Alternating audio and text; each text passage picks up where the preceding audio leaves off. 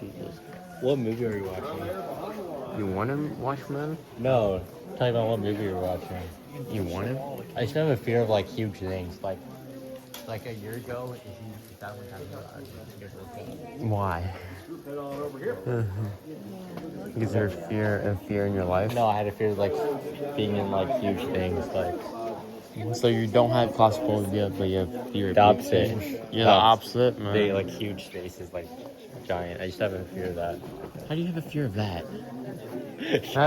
That's weird. It's that.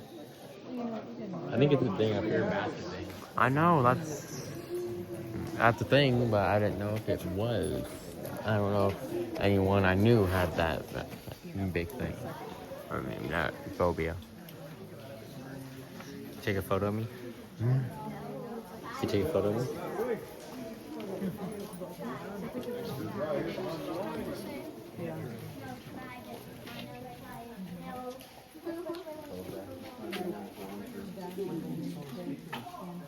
I think it was years ago, we used to only play stuff more in the summer. That was. Around this walkway all year round. Dude, 2.5. It's all hooked up to an ancient artifact, otherwise known as an ancient tree player. Ours still works, and when it craps up, swap it out for the iPod.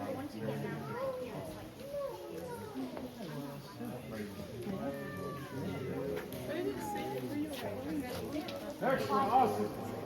Folks, we're gonna gather up in this area next, so come on around here. You're so shaky and taking photos, bro. No, I'm sorry. I had my phone in my hand too, so I only had one hand to work with.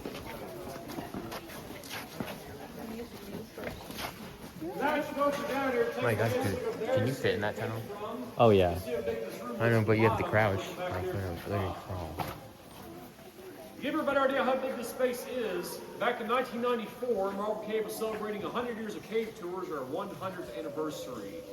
To celebrate, they decided to fly not just one, not just two, they flew 5 full-size hot air balloons in this room at the same time. 5 of them. And the tour got a photograph of all 5 balloons in one picture. It's see to believe it. Check it out when we get to the end. Now, if we had our 100th anniversary of tours in 1994, must mean we started way back in 1894. We did, however, folks, the tours back then looked a lot different than the ones we have today. Back in this cave, they had no lights down here. They had no concrete floors, metal handrails, nor did it have a lovely tower. And that was a great picture of the light coming from the ceiling. Get a chance to take a photo. Back in 1894, this cave was owned by a family named the Lynch family. It was Mr. William Lynch and his 2 daughters, Miriam and Genevieve. They bought the cave for $10,000 cash, sun and sea, moved from homeland in Canada, here in Missouri Ozarks, so their dream was open up the cave for public tours. First one was October 18th of 1894.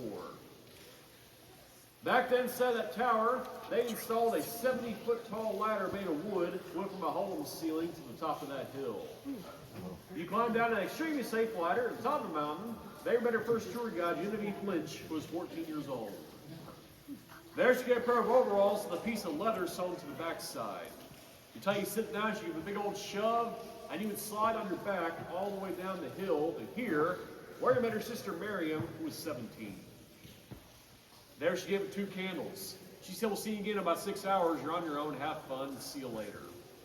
You had 6 hours to explore the cave by yourself with a candle to light your way. When you were done, if you got done, you return there and change the candles for a pickaxe. Easy now, you climb the hill, get to the ladder, go up it, and climb to that ceiling, setting as a staircase like we did today. Nowadays, it's a little easier. In 1950, a family named the Hershens took over the caving operation and installed some big improvements. They installed lighting so you can see down here. They installed concrete pathways to make walking better, and that tower was built in 1960. All of which made tours a guided 1-hour trip one way to the cave.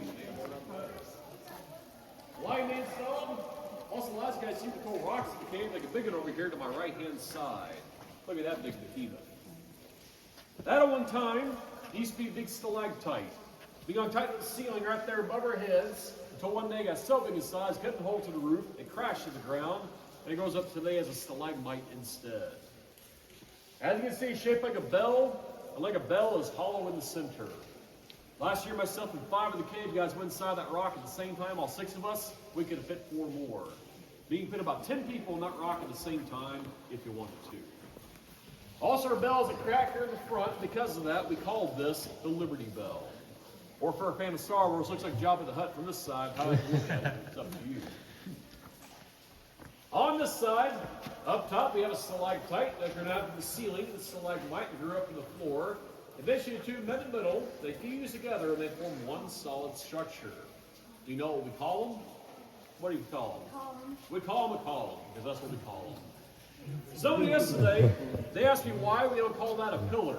Folks, we're in the Ozarks. Around here, columns hold things up like the roof above our heads, and pillars put your heads on the night and go to sleep.